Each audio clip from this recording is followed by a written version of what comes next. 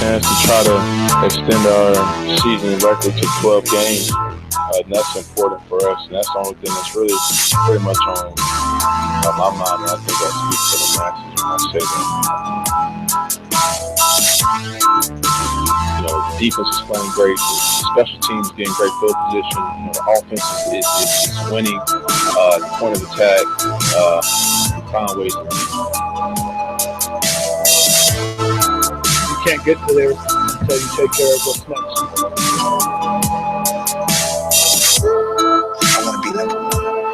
Do you think you are the best? Right now, at the time in life and where I'm playing at, yes.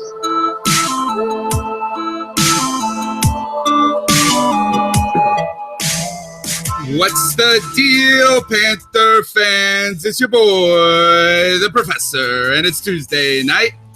It's the C3 podcast brought to you by Carolina Chronicles.com, and I'm here with my homeboy, the Nomad, better known as Mel Mayock, lesser known as Aaron Ford, the seller of Google Maps. What is up, my friend? All right, dude, you're trying to get me fired from my day job, not Google Maps. There's the enemy. But anyway, it's Tuesday night, my favorite night of the week. So very happy to be here, man. There's so much to talk about. And before we get rolling, let me give a few shout outs, if you don't mind. All right. Go for it. First of all, happy freaking birthday to C3 friend and across the pond partier, Jay Cryer, who does some writing for us. He's come on the show. And he's just that's my boy right there. Yeah, that's my boy right there. Happy birthday, man. We wish we could be there with you. So happy birthday. All the way across the pond. Burn that sucker down for me tonight on your birthday, because you know that's how I do it. Don't lose your keys at the bar like you did last time. Was that his birthday last year? I might have been, actually. And don't come home with any extra little ones. No. That's another one. You got some more things to say. I do. Another C3 writer, Andy Massey, the barkeep, who lives there in your backyard. Man, that guy did some good work for us and will again in the future. But he's taking a little bit of a hiatus, and he's going out as an American hero, starting boot camp tomorrow. He left today. He's starting out in San Antonio boot camp in the Air Force. So, Andy, we're proud of you, buddy. Godspeed. Be safe. That's all I got to say there. But thanks for everything you're doing. Excellent. And then last, two more real quick. One, our boys down in Brazil, PanthersBR.com did an awesome video. Had me do the voiceover because they couldn't find anybody else. You weren't available, so they came to me. But you can check it out on YouTube. You can Google "Play for Me Panthers." Awesome video, guys. Glad to be a part of it. Last but not least, our boy Joe Riolano is a little bit under the weather tonight. Can't be with us, Joe. I know you're watching. We're doing this for you, buddy. Hope you feel better soon. Hope you're back next week. Aaron, we got a fantastic show tonight. Panthers don't buck around. This is episode 1550. Bouncing back from a disappointing performance against the Falcons, the Panthers hosted Tampa Bay in a game of surprising importance for a team that was 14-1 at the time. I know, right? You know, who would think that a team that is 14-1 would have a lot invested in a game that was really irrelevant to determining the division? But winning ensured the Panthers would secure home field advantage throughout the playoffs. And in the immortal words of Charlie Sheen, winning is what they did. So we're gonna dig into that victory and what it means for the organization going into the playoffs, what we're going to be facing. But we're also going to talk about continued adversity that this team, a team that has done everything right, 15-1 is going to face despite doing it all. So that's tonight's show in a nutshell for you guys. Be sure to follow us on Twitter at @cat_chronicles. Go ahead and like our Facebook page. If you're watching on YouTube for your first time, this is a show by fans for fans. We're not journalists. We do this. We don't report the news. We comment on it. So we don't have that obligation of being fair. We are here. We're rowdy. And like the shirt says, We don't funch around, folks. You can get that at CarolinaCatChronicles.com. Go ahead and like us and subscribe. And if you're listening later on iTunes, Stitcher, like, subscribe, share, help us grow. We've been doing great. And things are going good for us. So what we're going to do is we're going to blast on into the show, Mel. Austria. Good day, mate. Let's put another shrimp on the barbie. No, I'm just getting warmed up. Here's Charlie facing the fire, and there's George hiding in Big Daddy's pocket. Dylan and Dylan, because I spit hot fire.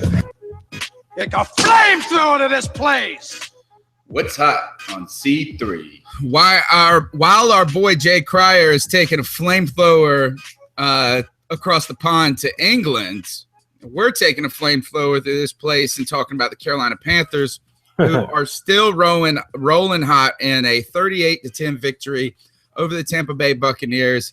You know what? It probably wasn't even as close as 38-10 at many times. If anything, Carolina was its biggest enemy early on.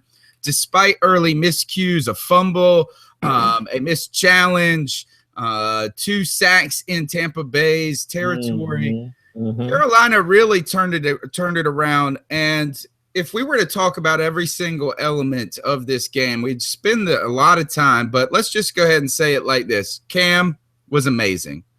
20 for 26, 296 MVP. 3 yards. That's right, MVP. Two passing touchdowns, 2 on the ground, no interceptions. He really solidified his campaign for MVP, like you said. The defense was good. It wasn't great, even though they held the team to 77 rushing yards. And I think it – go ahead.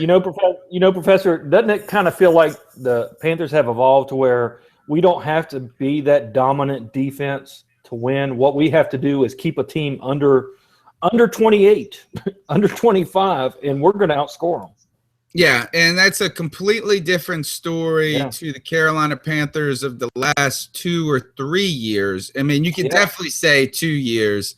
But like we said, and you've heard me say this 100 times, is that it was always a race to 20 for the Panthers. And, I think right now we don't play from behind very often. And I think that you saw there are times where – our game plan it relies on us being ahead in the game, and it doesn't depend on the defense just holding them to 3. Yeah, that's a good and we're going to talk a lot about the defense and some things we saw. Defense was good. Funchess had a big day, 7 catches, 120 yards, and a touchdown, kind of his breakout performance as a rookie.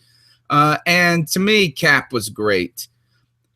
Cameron Artis-Payne was fantastic. Mel, looking at this game, is there a story? I don't think there's any story about this game even bigger than Cam Newton. You want to say it's Devin Funchess with the big game, but Cam Newton just insanely good. I think he started out 10 for 12.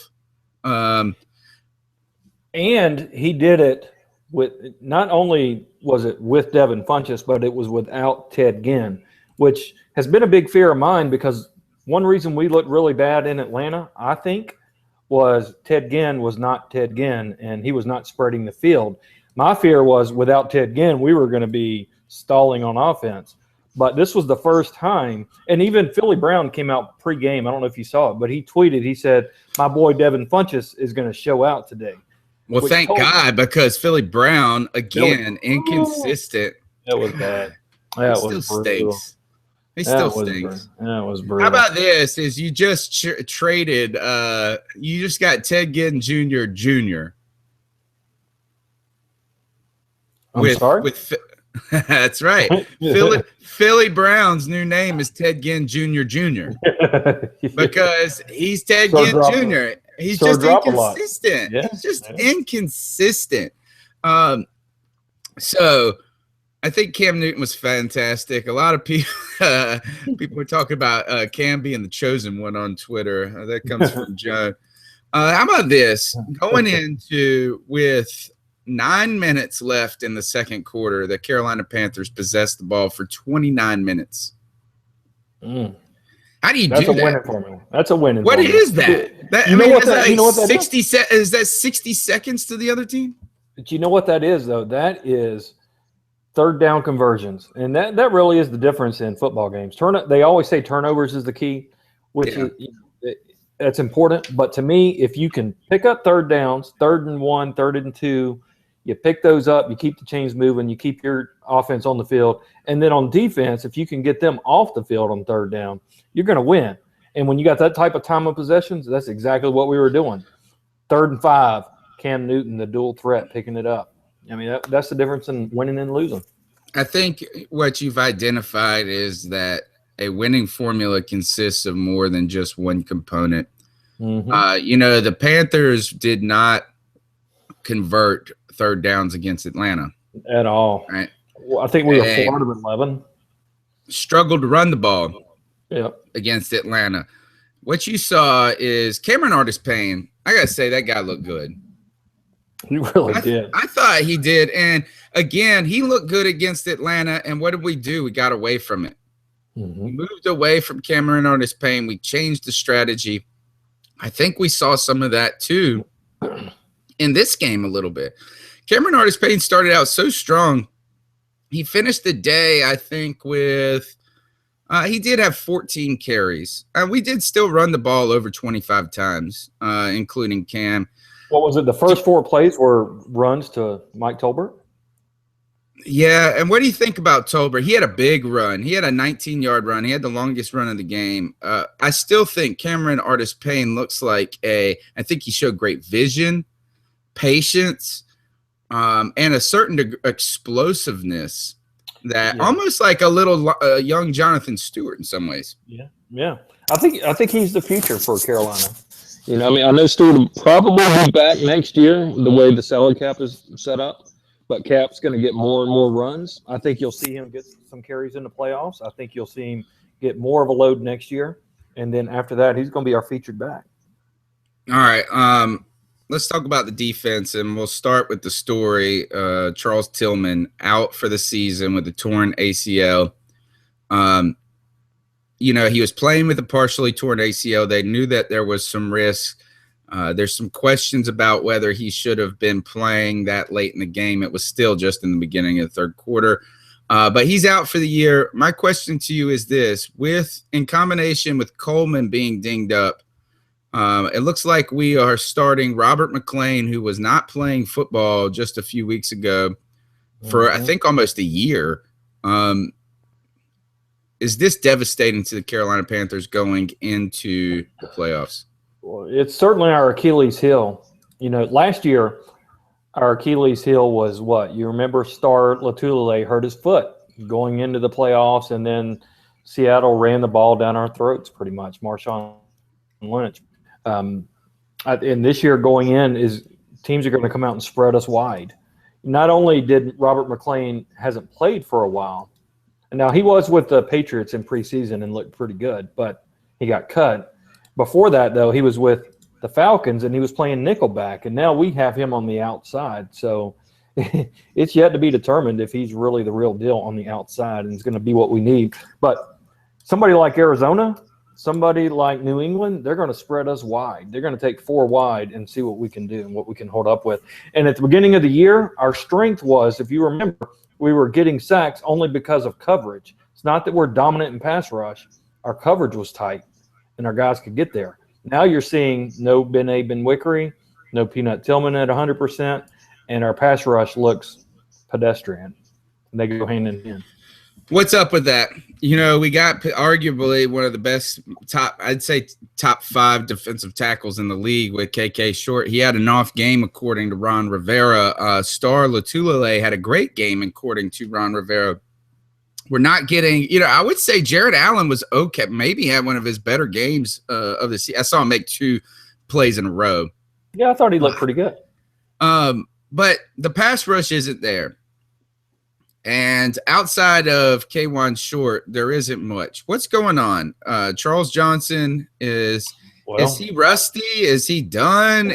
What's he's never been dominant. He's just generally been consistent. And right now he's been consistently absent.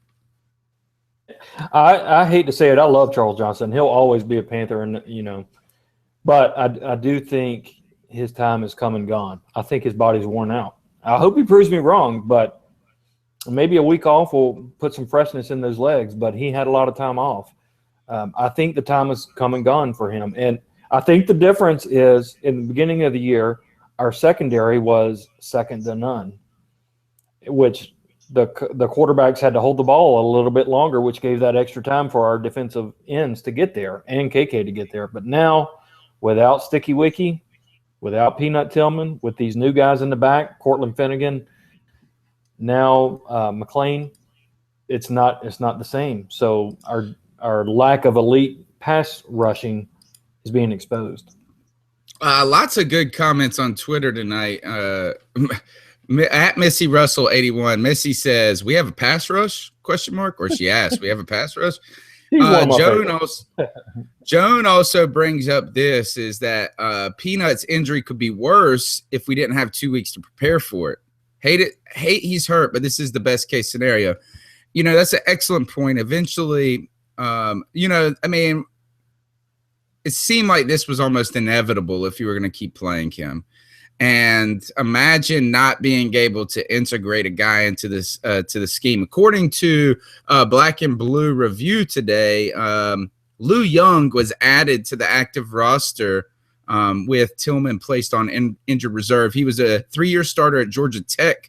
Bill Voth reports signed with Denver, undrafted in 2014, spent time on practice squads Baltimore, Jacksonville, and they like him. He said that the coaches have been impressed with him. At camp, he was hindered by a hamstring injury. The guy's 6'1", 205 pounds. That's pretty nice. Mm-hmm. Yeah, I like him. He had an impressive preseason, and I've done some research on the guy. I like him a lot. The problem is, do you really want his debut to be in the playoffs? He's never played an NFL game. That's the problem. That's crazy. It's a big stage. Today on the Mac Attack, this was the focus of the discussion. It was the Peanut Tillman injury and how some fans believe that this suggested impending doom for this team going into the playoffs. Do you think it's that bad? Look, I don't Peanut Tillman, fantastic player. At the prime, he was good. He was good for the Panthers. He played well. He was good. He didn't play great though. And think about it. And he was the guy they went after. Early throughout the season, if you looked at every game, they stayed away from Josh Norman. They went after Peanut Tillman. On top of this is that he was injured, and then he got injured, like final injury.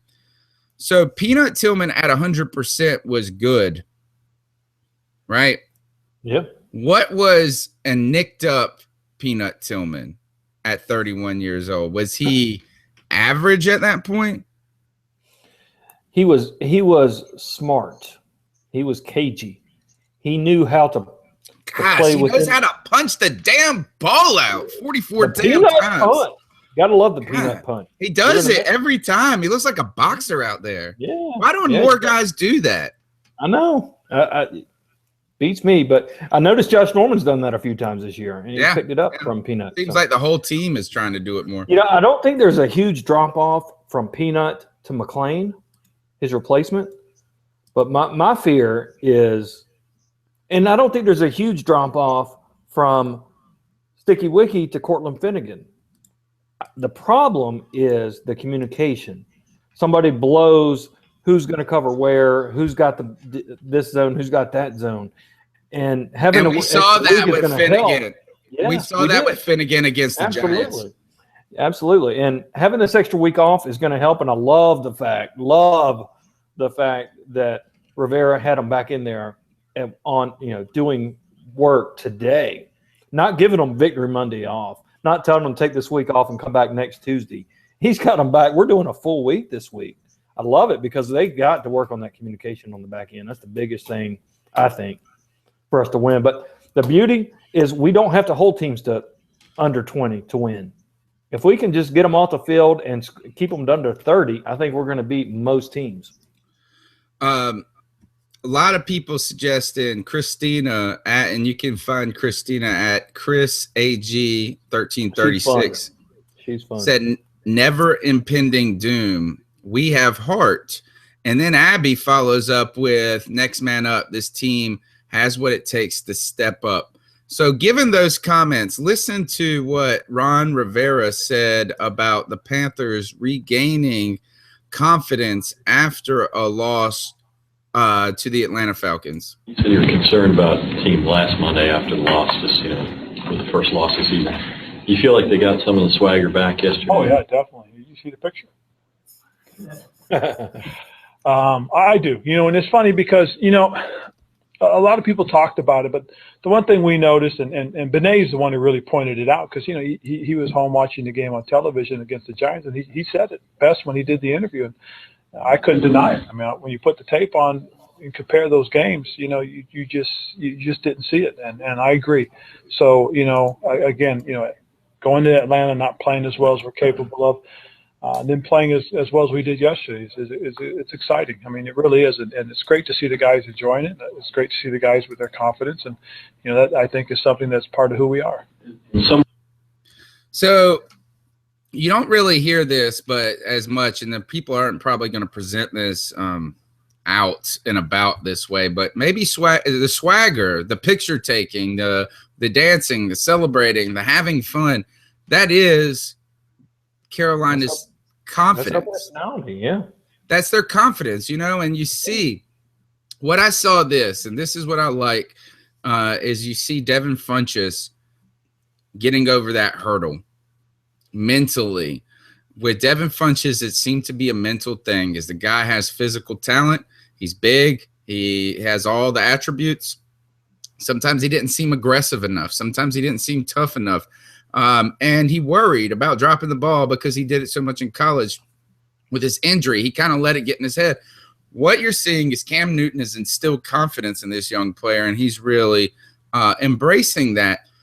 I think you see that a lot with I hope we can see that with Philly Brown more. Well, what I think – why I think you saw that with Funchess this week was I think for the first time, because of Ginn's absence, he was the primary target. He was the featured – he was the number one read. So I think he was a little more dialed in. He was more expecting the ball was going to come to him.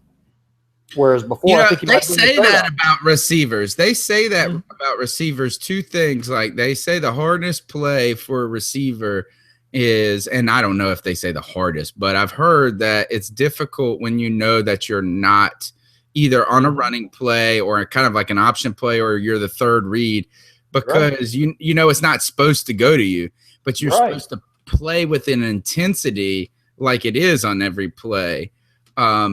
And so that's an excellent point. Here's Ron Rivera on the young guys and Funchess stepping in and playing a big part. I think it is, actually. Maybe it's not. And then you sit there and you look at what Devin's done in his growth, and you really compare – I compare it to the growth that Kelvin went through. Although Kelvin hit it a lot sooner, but again, Kelvin didn't miss as much time as Devin did. So each time you see Devin get opportunities to have a breakout game and play the way he did, it's exciting. It really is. And I'm very happy for these young guys because, again, it's good for us, obviously, because we've got young guys making plays now, and it bodes very well to the future. But it's exciting to watch individual guys do the good things like they've done, especially with the coaches that have worked so hard with them. How about this? Is one person I didn't see a lot of, but I'm sure he played a much larger role. I'm not going to lie. I had some old friends come into town, and I had just gotten back in town after. Were you partying wearing a blonde wig and telling people you were somebody else? No. But I did get hammered. Like we were at the bar. No wonder you were not responding to my text on Sunday. Now I get it. Okay. People were we were like buying shots, and so after it got up by like 25 points, we were just having fun and having a good time. But tell me this: And maybe a lot of people and you know what, I had a 14-hour drive from Orlando back home that should have taken 10, but traffic in South Carolina was horrendous. My question with three kids, as soon as you get on the open highway and you're making good time, Daddy, I gotta go. Oh man, we made them hold it. But my question to you, what did Trey Boston do in this game? I didn't see him. He looked good. Did he? Yeah, he I did. didn't see him because I was like in blurred vision by this point. No, you know where he really looked good is when they called his number on run blitzes. He was coming in from the weak side, hitting that running back before he even got a chance to get to the hole. Looked really good, I thought, especially in that scenario. One play that sticks out to me, though, is it was – all right, so Jared Allen made 2 back-to-back plays, and one of them, though, was by Luke Kuechly pushed a guard back like 10 feet. We needed it too, man. We needed that play then. Might as well put him as defensive end. Yeah. All right. We've got to move on, and it's time. We've talked about the game to a certain degree. We didn't really talk defense. We're still looking for pass rush, not tremendous. Finnegan and Robert McClain, like some people on Twitter said, Robert McClain had an interception. Thomas Davis had an interception. I felt this. If I'm going to make one comment about the defense this week, well, there's 2 aspects that stuck out to me. Is we stopped the run, and that's something we've struggled with in the back half of the season. And people don't like to admit it, but we have struggled with it. Yeah. The other thing is this. I felt that Luke Kuechly and Thomas Davis were off against Atlanta. They were back on against Tampa. So. Yeah, no doubt. I mean, Doug Martin had 49 yards. He needed 60 yards to get the rushing title lead, and he ended up with 49. So, props there. Held him on 77. And if you think about it, they kept Jameis Winston from throwing a passing touchdown. So that was good. 1 touchdown on the day. So now let's jump into we got to name some players of the game. I just like doing it, man. Dab on them folks. Dab on them folks. And that dab on them folks. They like seeing it. Tell me what to do. Dab on them folks.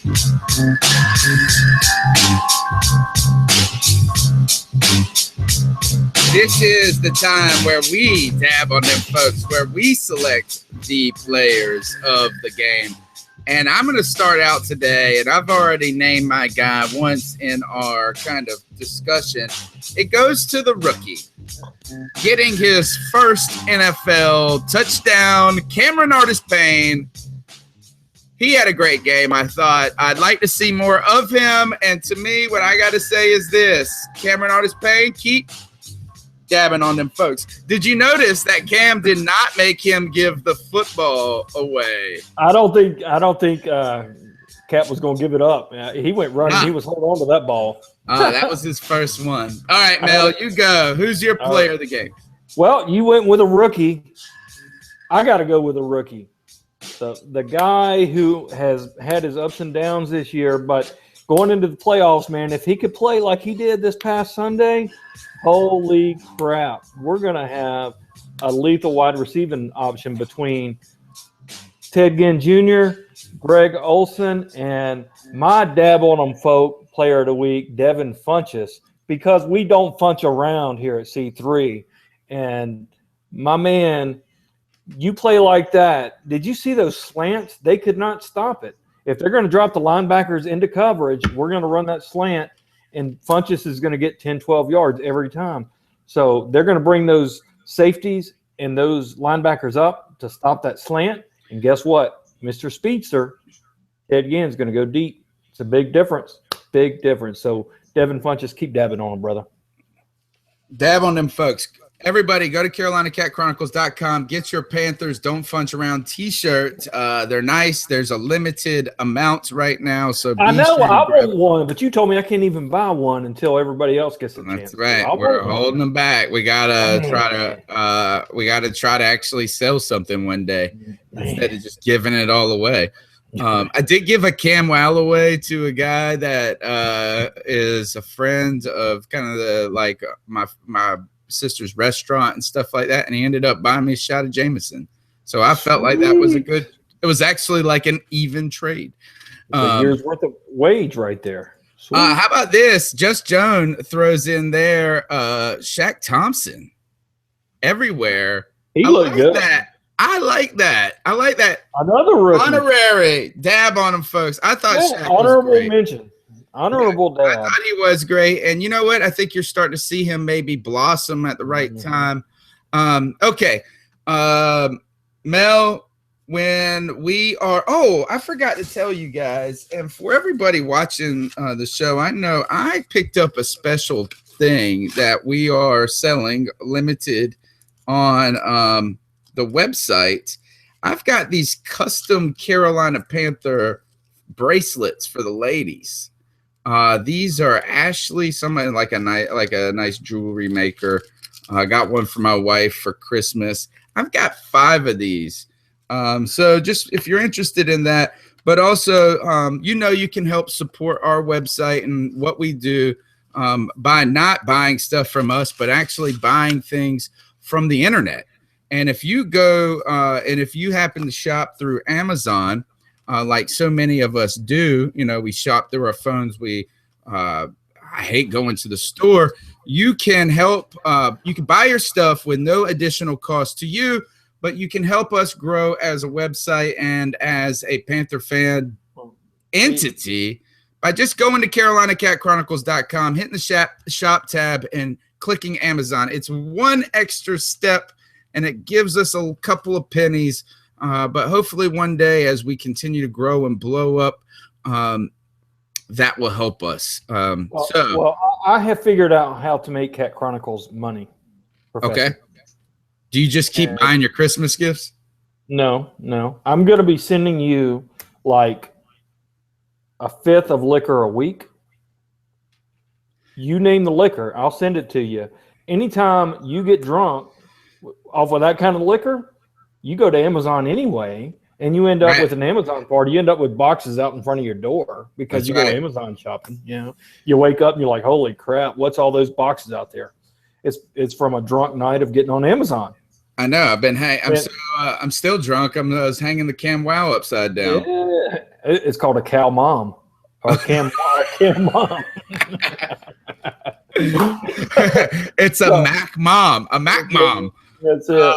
But no, seriously, if you shop it all on Amazon, which why wouldn't you? I mean, it's the easiest way to do it. You can find anything for anybody, any gift, anywhere, flowers, any type of thing that you're going to send throughout the year. You can do it through Amazon. And if you're going to do it through Amazon and you love C3, why not do it through catchronicles.com on our website? Just go up there and click shop, go to Amazon. That's what I do. All of my employee gifts that I send out, all my birthday gifts, all my Christmas gifts, all my I'm sorry, professor, for screwing that show up gifts. I do it through Amazon, and it makes us a little bit of money. It doesn't cost you any more. We appreciate it. I forgot Christina brought up that she got the big money Cam Wow after the Thanksgiving game. Woohoo, #C3. You know what, folks? That is, we have a couple of those hidden away. I think I still have, and I'm holding it off. I'm pretty sure that, and I'm going to save it for the NFC Championship if we make her the Super Bowl. I think I've got a Thomas Davis Cam Wow.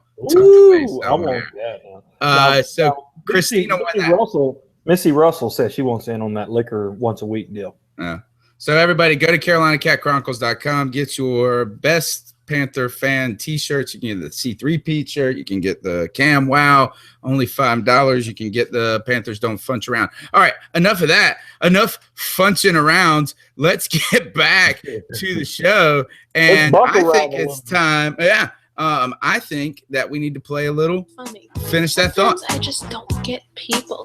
Human beings are so weird. Who talks in front of a camera by themselves for fun? Who thought that was a good idea? These ideas, some of these things that you use every day. This is the guy that was like, Makes no sense. Good idea. You are the best cut-up artist in the business. I know you like those. I got some good ones, and I'm going to tell you this one. I'm going to tell you what doesn't make any sense, and that is, and you can finish this thought.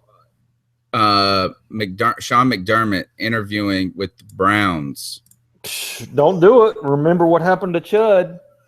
Don't do it. Is that what it is? Don't do it. Don't do it. Don't do it, McDermott, for your own sake, man. I wouldn't blame him for taking the Philly job, but don't take that Browns job. They also want Hugh Jackson. You know, I'm not too worried about him going to Cleveland. Could happen. Yeah, I mean, if you think about it, is that I wouldn't take the job. I thought I had it. Let me see if this will work. No, it's not going to work. I don't Abby, even know if I Abby, would you take the job? Tweet it out. Abby, would you take the Cleveland Browns head coaching job? I don't think she would. I was going to say that's the stupidest thing I ever heard. Look, here is my finish that thought. McDermott interviewing the Browns. Go ahead and take that job, Sean McDermott, if you really don't like football anymore. If you don't love football or the game or anything to do with it, take that job, because Cleveland is the place where all football things go to die. All right, that's my thought. How does the song go? Cleveland sucks. Cleveland sucks. That's like a friendly version. That's you feel bad for it. I mean, that's just terrible. It's just a disaster. I gotta say, what really sucks is Mike Pettin. Give the guy a little bit of a chance. I mean, look at Ron Rivera. He sucks. He's terrible. Look at Ron Rivera. People said that about Ron Rivera 2 years ago, didn't they? No, Ron Pettin is terrible. I don't like him. All right, next, moving on. Last, finish that thought. Cam Newton's named his son Chosen. Him naming his son Chosen tells us perfect name. Finish that. Is that what it tells you? Perfect name? You know what? There's a lot of people that will say, "Oh, he's being, arrogant, etc." The way I took it was, you know what? We chose to have you, son. We're not married. No, we're not. But, get over it. We chose to have you. So, Chosen. That's the way I see it. So it's a good name. Lynn says, I'm the optimist. Lynn says that the McDermott interviewing with the Browns is a ruse. Now, I like this theory, except for we haven't heard about the Eagles. So are you saying he's trying to lift his stock up and maybe the Eagles will swoop in? Interesting that you want to coach a team that you were fired from. But he went on Philadelphia radio this week talking about how much he loved the city, the fan base, I don't know how you can even say that with a straight face. And like the facilities and things like that. So I'm going to say this. I got to finish my thought when it comes to the name Chosen is I'm thinking that the real reason, well, I can't even say the real reason. It's so inappropriate about how this baby got made. But God chose him, even given the prophylactic use. Isn't it called a prophylactic? Call it what you will, brother. That's what it is, like with protection. Isn't that a name for? You got 3 kids, so I'm sure you don't know what that means. I don't know anything about prophylactics. I'm going to tell us that Cam Newton's name, as naming his son as the chosen one, shows just how humble he is. Yes, that's my thought. All right, okay. we got to keep pounding into the back half of the show. Mel, we're in the playoffs. We're hosting teams. It's a couple of weeks. We got a lot of time to prepare. And if you think about it here, actually, I've got Ron Rivera talking about the opponents that we could face in the playoffs. Different playoff opponents. How do you structure your time or the other assistant's time when it's kind of equal chance of 3 different possibilities? Well, if I'm correct on the possibilities on who it can be, I believe they're everybody we've played. Yeah. So so that's going to make it a little bit easier, Scott, because for the most part, it'll be about trying to catch up to what they've done most recently, which will be their last 3 games plus the one they're about to play. So what we've done is we've broken all their regular season, or we'll have all their regular season games broken down, probably by tonight or early tomorrow. So that'll be in the computer. So then what'll have to happen is whoever it is, we'll plug in their most recent game to the game planning. Us as coaches are going to come in on Sunday at some point. I haven't decided when yet. I haven't really looked at the schedules yet, but we will come in on Sunday at some point to make sure everything's in line. And like I said, we're going to bring the players back in on Monday and do an early introduction. So we as coaches should be ahead of the game. During this time, we're going to evaluate us. We're going to do some self-scouting. We're going to look at who our potential opponents can be as we go forward. So I think from what I was trying to think about it, Washington, the winner of the Washington Green Bay game is a potential match for us, but also I think the third is Seattle, right? If Seattle wins, we play Seattle. If Seattle loses, we play the winner of Green Bay, Washington. Oh, it's just that simple. Yep. Okay. That's the way it rolls. All right. Now, I've seen some people talk about this, and I have my opinion, and I think I agree with kind of some of the more hardcore fans. Who do you want to play?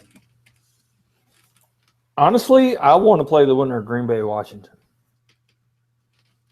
I don't want to play Seattle if I don't have to. But if we do, I think we can beat them. But I would rather play the winner of Green Bay and Washington. Because I know we can beat either one of those any night of the week. Seattle, we're going to have to bring our A game, and it's going to be a battle. And it could go either way. Yeah, I mean, I can understand. You know what is that? I want to play Seattle, and I want to punch them in their damn mouth again. I want to shut everybody up. No, I mean, I know, like, and I've been saying this. I haven't felt intimidated by any opponent this year. It's Carolina Panthers, and I think, was it Missy or Christine? Somebody said we had heart, and there's something about this team that doesn't have. It has nothing to do with the talent necessarily. Well, Professor, you would love to beat the New England Patriots in the Super Bowl, but if you had your druthers, would you play the New England Patriots or the Houston Texans in the Super Bowl? Well, that's just silly because the Houston Texans, they are not. No, it's the same. It's the same preference. It's the same premise that.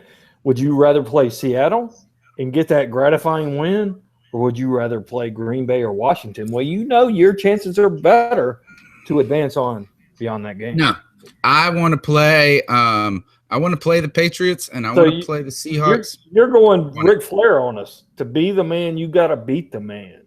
Woo! That's right. Woo! All right. And I don't even watch wrestling, but I'm going to tell you this is. I would much rather play the Patriots in the Super Bowl than the damn Steelers. Mm-hmm. Mm-hmm. You know, I don't want any of Antonio Brown. Good Lord, and the 9,000 other receivers they have. How cool would it be to be facing D'Angelo Williams in the Super Bowl, though? I think he got hurt. He got hurt. I don't know how badly though. Okay. That's still. Okay, how about this? I want to play Seattle. You want to play the winner of Washington and Green Bay. Who do you want to play more out of that matchup? Of which one? Green Bay and Washington? Yeah. Oh, man. We absolutely put the smackdown on Washington. I would take them. If I could just pick, I would take Washington for sure. Because Aaron Rodgers, any one day, he could show up and just be the man. What's happened with him? Is he hurt? No, I think it's his offensive line sucks. I mean, he had a what guy about starting. Seattle's offensive line? They can't all of a sudden be good. Yeah, they suck too. They did have a new guy step in. I can't remember his name, but he stepped in and has done a pretty good job in Sweezy's replacement. The guy from NC State, which I hate to say, but you heard any? Oh, by the way, congrats to Kotry with a beautiful touchdown catch in this past game. Thank you, Wolfpack guy. And speaking of, let's talk about the Arizona Cardinals for a second. people been awfully quiet. All those people that said the damn Arizona Cardinals are so much better than the Panthers and how they trucked the damn Green Bay Packers. They beat the living daylights out of Woodshed. What happened? You're on that side of the country. Did they just fall asleep? You know, I'm going to Phoenix tomorrow. I'm going to be in Phoenix for a couple of days, so I'm going to. And unfortunately, I can't go to the Hornets game tomorrow night, but I wanted to. But I think the difference was they got punched in the mouth and they turned the ball over, and it was like quicksand. They weren't expecting it. You know, I don't know, because the week before, freaking Seattle got punched in the mouth by St. Louis, and they lost, and they folded like a cheap lawn chair. So it's a week-to-week league, man. I mean, Arizona's a tough team. Yeah, I would not say because they got it handed to them that they're a cakewalk, because that is a talented ball club right there. I'd rather play Seattle than I would them. No doubt. No doubt. Arizona is the second best team in the NFC. They could beat us 4 times out of 10. Here's the thing, and I think that this is the storyline that has been overlooked this season. And that is, while everybody else talks about how the Panthers are depleted of talent and they don't have the same caliber of players, right now I'm going to say this, is nobody in the NFL has a player of the caliber of Cam Newton. Not a single player in the he's more important. He's bigger than an Antonio Brown. He touches the ball every play. Every play he touches the ball on offense. So that's why I'm not scared of anybody right now. Cam Newton is playing in a different stratosphere. But let's talk about something, and this is a strange thing. Are you more concerned going forward about Carolina's defense or Carolina's offense? Definitely our defense. And you know what's interesting about this is I felt the same way, and we've kind of been talking junk about the defense. And they gave up – how many points did they give up to Atlanta? Like 20. Was it 20? Yeah, they gave up 10. They haven't given up. I guess the Giants put up a bunch of points. They really haven't given up a ton of points in any game. No, and the thing about – you could argue the offense, that you're worried about the offense, because that's not guaranteed, right? You got to earn it every week. You know, you got to make that play. And if they're off, we're screwed. If the offense struggles on third downs like they did against Atlanta, it's going to be an early exit. I don't care if we play Washington or Seattle or Green Bay. If we don't have it rolling and convert on third downs, we're screwed. So the key to us winning is our offense. If our offense is humming, it really doesn't matter as long as our defense doesn't give up 40 points. If they can keep it under 40, our offense, if they're humming, is going to beat anybody. And you know, one thing you mentioned though about, you know, we found that these different components, we talked about third down conversions, we talked about the lack of turnovers. You know, Cam Newton's doing all those things. Right now he's on the verge of getting a 60% completion rate for the year. He's not throwing interceptions. He's been very solid in the turnover department. One thing, I guess, the one knock on Cam is he has taken some unnecessary sacks this year. But here you talked about third down. You talked about the lack of turnovers. Another thing that we saw this year that we have not seen is the big chunk plays. We didn't see that since Chud left. The big downfield. We pick up a lot of yards quick. All of a sudden, you'll be down the field 40 yards before you know it, and you did not see that. So I think you're right. I think, you know, I'm ready to ride Cam like a stallion all the way to the Super Bowl. Like, I mean, it's the Triple Crown. He's a Triple Crown winner this year. We'll go as far as Cam Newton takes us. I agree. No, I think it's all on that. I think you hit the nail on the head. Is this team, while the defense is important and we have a good defense, that defense isn't a dominant defense since we've had maybe earlier in the season we were thinking they could be. But, you know, we got to see some more pass rush. I like to see it's a balance, and Carolina has got a great balance right now. All right. I guess that's about everything I want to do for that. Looking forward. We got plenty of time to talk about our opponents coming up next week. I do want to get into I thought I had it, and I guess I don't.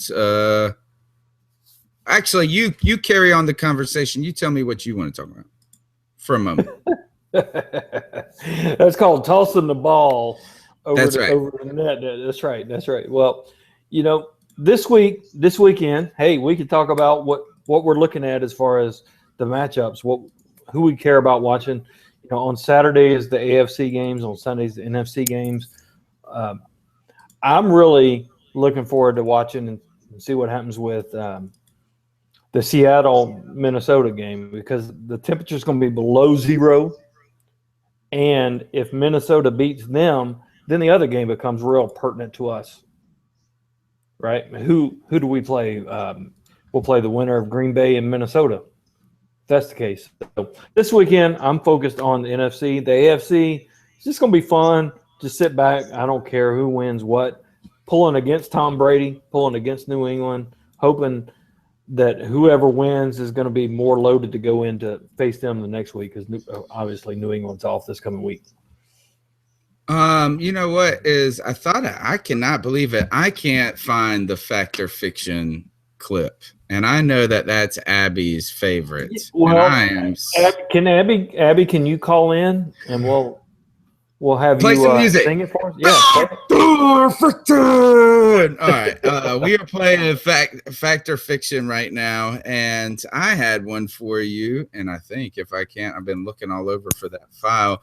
Okay. First Fact or Fiction, Mel. Cap did enough to earn a larger role in the offense even after Stewart comes back. Fact or Fiction? Absolute fact, man. And not only because of his production running the ball, I think the biggest thing for a rookie running back is, can they pick up the blitz? Can they protect He did the a good job. Yeah, I think he struggled a little bit against Atlanta, and I think that was a little bit of a knock against him. But I tell you, in this game, I watched that on every play. When he was in there, and it was a passing play, he did a daggone good job. He picked up the blitz very well, and he keeps progressing in that area. He's going to be the back of the future in Carolina. I think he earned a lot of I think he earned a lot of confidence with this coaching staff, and they tend to make you earn it. All right. Next Fact or Fiction. If Seattle makes it to Charlotte, they will be favored. That's a fact. Unfortunately, and I actually almost brought that up earlier. That makes me so mad. Now I'm pissed at my own Fact or Fiction. Because here's the thing. It's such a week-to-week league, right? I mean, 2 weeks ago, Seattle lost. They sucked. They've been exposed. Then they beat the doors off of Arizona, and now nobody wants to play Seattle. Now, if they go into Minnesota and they win, especially convincingly, oh, Lord. Katie barred the door. I'm not scared of Seattle. I am not scared of them. I don't know. That's a tough game. I wouldn't say we're going to kill them. That's a 50-50 game right there. Abby says you don't want to hear her sing, just like you don't want to hear me sing. I do want to hear Abby. She said. I do want to hear. A little hate on Remmers. Again, not looking so hot. Remmers early in that game. I definitely would put. I would put Williams. Can you make a change? He hasn't played at all. I mean, is he ready for that important of a role? At least you got to rotate him in a little bit. Maybe I don't know. I'd go with him. The man is a stud. He is a man among boys. Okay. All right. Here's the last Fact or Fiction. I got to play a little clip. It's a short clip from. I don't know if you've heard. I just found this out. Ike Taylor and Maurice Jones-Drew do a Fashion Popo podcast about the NFL. And this is their podcast on the top 10 best dressed players. Now, it's only a little clip of it. And I apologize for the echo. I found this right before the show. I don't know. I recorded the clip 3 times. I can't get rid of the echo. I don't know what's going on, but it's not too bad. Here it is. Maurice Jones-Drew, by the way, pretty heavy these days, and Ike Taylor. Number 2, man. This guy is one on the field. He's also one off the field. Look at that man. He clean. Look at that man. Watch out. Hey, He's the only one that can get away with step. Got a fuck keychain. Oh my God. Hey, look at it. Is he going to a ball? A formal? Look at that. The shit. Look at it. Versace. He dabbed some chloride. Suit on and it looks great. Look at it. Oh my God. Now that one got me. Yeah. That one got me. And the winner is T-Mobile. That boy clean. Tyrod Taylor, a.k.a. T-Mobile, a.k.a. Ray J, a.k.a. the winner. I'm going to call him the Board of Health. I'm telling you. Board of Health won. Tyrod Taylor. So my factor fiction, because Cam Newton came in second best dressed. Love the foxtail as a keychain comment. So my factor fiction to you is Cam Newton should be rated the number 1 best dressed NFL player. So can we change the name of this contest to fact or fiction or Meshuggah? Meshuggah. That's Meshuggah. That's Meshuggah. That's nuts. So is that a fiction? That's a fiction. You know, I think I'm going to go fiction too. Is that best dressed? No. Most unique or top, like he's like most Monique. Looking, I like they were talking about his Versace slippers. He was wearing Versace slippers and jeans that had Clorox on the bottom, like it looked like he had dabbed them. But I got to say, my man has a foxtail for a keychain. I like that. I like it. Okay. Last but not least is it's time for us. We got 4 minutes. We're doing great on the show tonight. We're gonna ice some cats up because at the end of every show, Mel, in the spirit of Steve Smith, who is coming back for another year, by the way, does not want to go out on an injury, and to let you know, we don't funch around. We ice up people and we pick everybody's fair game. If it's your first time listening to the show, you might get iced up right now. Everybody's fair game is somewhere where we tell somebody toughen up. Would you like to go first, sir? I would, but is it not true that you actually iced up a 12-year-old dying kid in Africa? He was not dying. No. I don't know. I don't remember that one. I remember the 12-year-old kid in Oklahoma. Oh, okay. All right. Well, I'm going to get one that's kind of close to home here. You know, I mean, there would be no Cat Chronicles without Panther Nation. Fact or fiction? Fact. Fact. That's true. But I got to say, even though that's a fact, I'm going to ice up Panther Nation. The reason is, I tell you what, this past Sunday cannot be repeated in that the Panthers start out slow. They don't necessarily drive 80 yards and score a touchdown and then go 3 and out and knock their quarterback out of the game and have the opposing defense go all hell Carolina Panthers, and the Panthers are up 28-0 in the first quarter. If that's not the case, I noticed this last week when we were trailing at the end of the first quarter, Panther Nation was jumping ship. I actually saw tweets say, oh my gosh, the Panthers are terrible. Let me go check and see what's going on with the Cardinals Seahawks game. Yeah, because that was a great game. Right. They wanted to see if maybe the Seahawks were winning, so that's how we would clinch. After one possession, people were ready to jump ship and say, oh, dang, what's wrong with our tough start? It was a tough start. It was a tough start, but you know what? This season has proved, if nothing else, it has proved that we are resilient, that we keep pounding, that when the play goes wrong or we don't make the play or we don't make that interception, that we keep playing, we keep pounding. And it's not defined by that first possession. So Panther Nation, in that playoff game when the Seahawks come to town or the Packers come to town or the Redskins come to town and we don't dominate the first possession, don't jump ship. Don't woe is me. Don't chicken little. Back your team. Support them all the way through. Keep pounding. understand what that term means, and that means never give up. We're gonna keep pounding. We're gonna keep moving on to the next level, but it takes all of us, and it takes positive vibes. So, Panther Nation, ice up, son. Gosh, Carolina Abby is savage. She just iced up the inventor of ice ups with Steve Smith saying his ship is sailed. Go out with dignity. No one wanted to see Favre as an old Jet. But didn't Favre become a Viking after as a Jet? Can we have Abby on the show finally? No, that is dang. Can we finally get her on the show? Can we break down and pay the going rate? Can we pay her going rate? You know, she's been doing a great job jumping on Sharona's show with Back Talk with Sharona. Very good. I'll listen to it every time. Just Joan is tweeting in. Jones icing up Mike Evans. Said, what a tweet. Yeah, that was my number two. My number two, and I'm not was Ron Rivera. And I was about to ice up Ron Rivera for that damn challenge call with Philly Brown. What in the hell? Everybody saw that. First of all, when you knew it was Philly.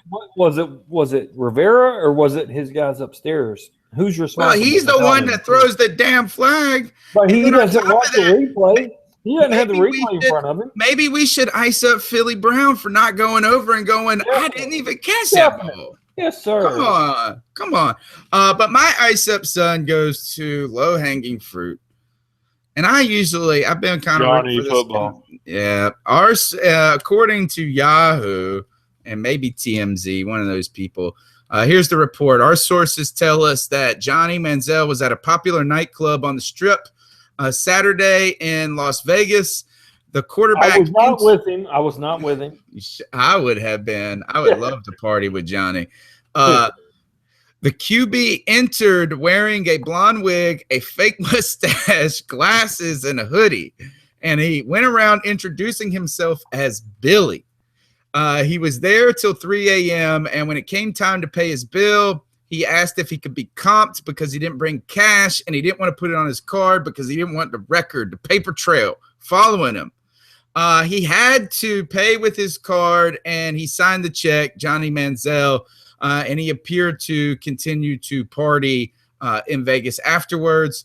So Billy Manziel, to you, son, I say ice up. Because, come on, I mean, like, if you want to party, I'm all right with it. And I'm even all right with you missing work the next day. He didn't even show up for his doctor's meeting. All right, now, I got to ice him up for copying you. Isn't that what you did down in Jacksonville when we went on the Roaring Ride? Drunk? Yeah, well, no, I dressed in a blonde wig and a war mustache. Yeah. In a hoodie. It was too damn hot for a hoodie. I came out there. I didn't go as Billy. I went out as when I came back. Remember when we came back from Jacksonville, how bright my face was? You were, yeah. They called me Sunburn Billy after that trip.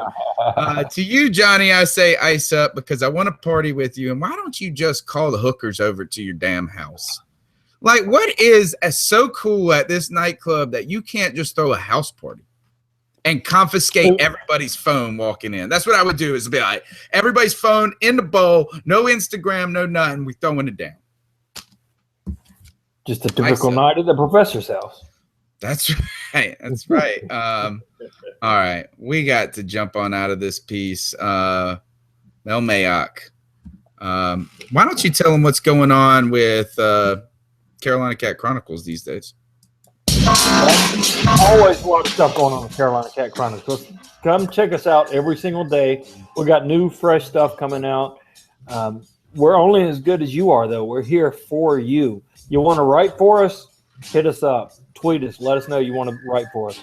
You want to be a part of the action? Just let us know. We got a lot of stuff going on. We got different stories coming out every day. We got power rankings going out every day. We got sound bites coming out after the game. We got Mel Mayock's mop-ups. We got the professor's wrap-ups coming out every week.